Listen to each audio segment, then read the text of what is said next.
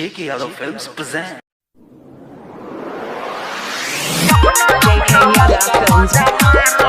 Singing by Sanjeet Yadav. आ गया है ठंडी हीटर लीजिए, आ गया है ठंडी हीटर लीजिए, अपना अपना माल का मांगो भर दीजिए।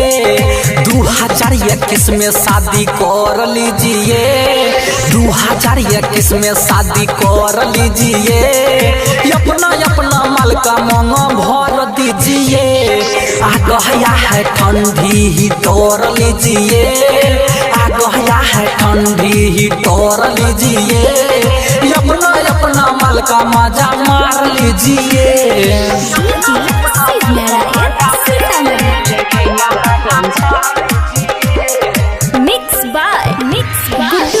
जब शादी करके घर लाएगा, ठंडी को शरीर से भगाएगा,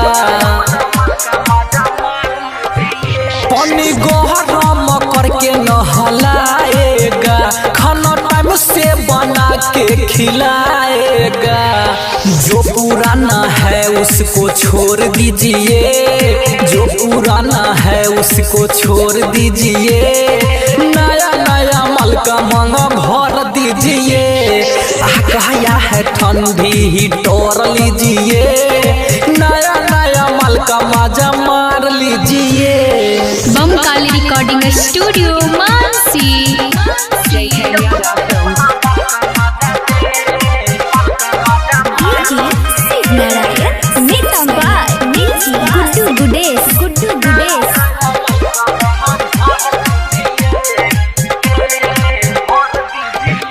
लोगों कहता है कोई सा जमाना है, ठंडी कनियन के साथ बिताना है।